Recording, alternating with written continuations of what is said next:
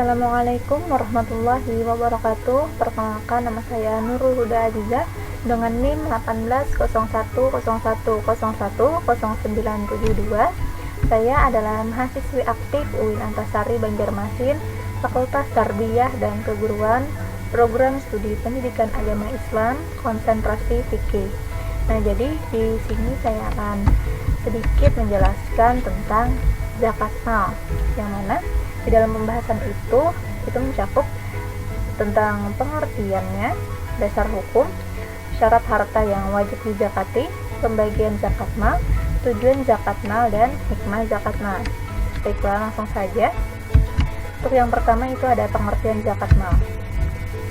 Dalam kitab Fathul Mu'ayyin itu disebutkan zakat mal atau harta benda, yaitu zakat yang dikeluarkan dari harta benda tertentu, misalnya seperti emas, perak, binatang, tumbuhan, biji-bijian, dan harta perniagaan. Para pemikir ekonomi Islam kontemporer mendefinisikan zakat mal sebagai harta yang telah ditetapkan oleh pemerintah atau pejabat berwenang pada masyarakat umum atau individu yang bersifat mengikat dan final, tanpa mendapat imbalan tertentu yang dilakukan pemerintah sesuai dengan kemampuan pemilik harta, yang dialokasikan untuk memenuhi kebutuhan 8 golongan yang telah ditentukan Al-Quran, serta untuk memenuhi tuntutan politik bagi keuangan Islam. Adapun 8 golongan tersebut adalah fakir, miskin, pengurus zakat, mu'alaf, budak, orang yang berhutang, orang yang berjuang di jalan Allah, dan musafir. Yang kedua ada dasar hukum. Dan sebagai salah satu rukun Islam, zakat adalah fardu ain.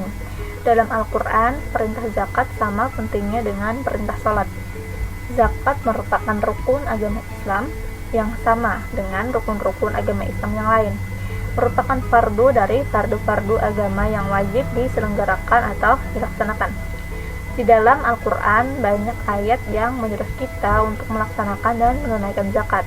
Adapun dasar hukum zakat harta atau zakat mal, diantaranya adalah firman Allah Subhanahu wa Ta'ala, A'udzubillahi minasyaitonirrajim, Bismillahirrahmanirrahim, Aqimus sholata wa atuz zakata warka'u ma'ar raki'in. Yang artinya, dan dirikanlah salat, tunaikanlah zakat, dan rukuklah beserta orang-orang yang rukuk. Quran Surah Al-Baqarah ayat 43. Lalu ada syarat harta yang wajib dizakati, itu ada 7. Yang pertama, harta itu adalah harta milik orang yang beragama Islam. Yang kedua, harta itu adalah hak milik sepenuhnya seseorang. Yang ketiga, harta itu adalah harta yang produktif atau menghasilkan.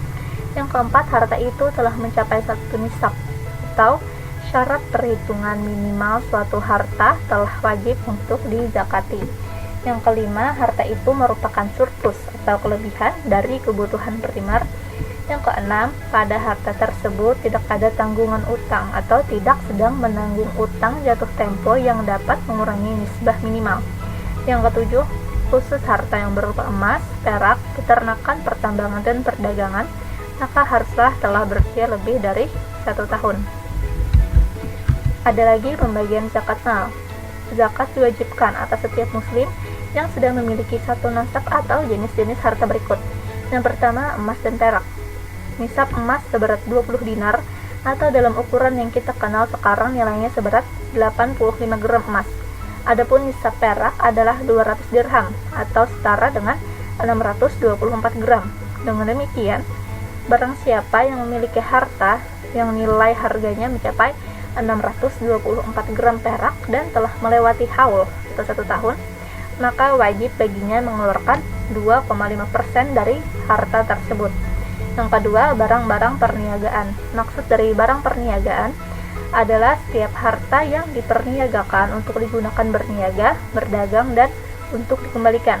Apabila nilainya mencapai 1 nisab dan sudah melewati 1 tahun, maka wajib mengeluarkan zakat senilai 1/40 atau 25%-nya. Yang ketiga ada hasil pertanian dan perkebunan atau buah-buahan. Petani yang menanam seperti gandum, padi, jagung, kurma, dan apapun yang menjadi makanan pokok daerah setempat Diwajibkan untuk mengeluarkan zakat apabila hasil panen yang diperoleh mencapai 1 nisab. Adapun nisab hasil pertanian adalah 5 wasak. Ukuran zakatnya sebesar 1/10 atau 10% atau 1/20 atau 5% sebagaimana keterangan yang nanti akan dijelaskan. Dan 1 sak, kurang lebih seukuran 4 kali genggaman penuh tangan pria dewasa. 1 wasak sama dengan 60 sak. Jadi, ketika hasil pertanian mencapai atau melebihi 300 sak, maka wajib mengeluarkan zakat. Yang keempat ada hewan ternak. Adapun nisab hewan ternak berbeda-beda mengikuti jenis ternak. Nisab unta itu 5 ekor, nisab sapi 30 ekor, dan nisab kambing 40 ekor. Ketiga jenis ternak itu saja yang harus dikeluarkan zakatnya, karena inilah yang dipraktikkan sejak zaman Rasulullah SAW. Lalu ada tujuan zakat mal. Yang pertama, mengangkat derajat fakir miskin dan membantunya keluar dari kesulitan hidup serta penderitaan. Yang kedua, membantu pemecahan permasalahan yang dihadapi oleh para ghorimin, ibnu sabil, dan mustahik lainnya. Yang ketiga, membentangkan dan membina tali persaudaraan sesama umat Islam dan manusia pada umumnya. Yang keempat, menghilangkan sifat kikir. Yang kelima, membersihkan sifat dengki dan iri dari hati orang-orang miskin.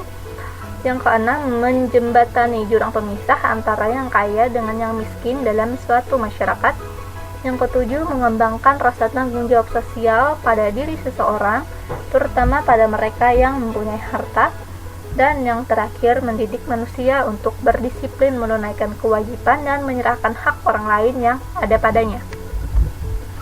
Dan yang terakhir itu ada hikmah zakat mal. Yang pertama, zakat melatih si pemberi berderma dan bermurah hati. Yang kedua, zakat memperkokoh hubungan cinta dan persaudaraan antara si pemberi dan orang lain. Yang ketiga, zakat memelihara adanya taraf hidup yang cukup bagi warga masyarakat. Yang keempat, zakat menghilangkan faktor-faktor dan sebab-sebab pengangguran. Dan yang terakhir, zakat adalah satu-satunya jalan untuk membersihkan hati manusia dari rasa dengki, iri, dan dendam. Nah, jadi itu saja yang bisa saya jelaskan. Semoga bermanfaat dan terima kasih telah meluangkan waktunya untuk menonton video ini. Salah dan hilaf mohon maaf. Akhirul kalam, wassalamualaikum warahmatullahi wabarakatuh.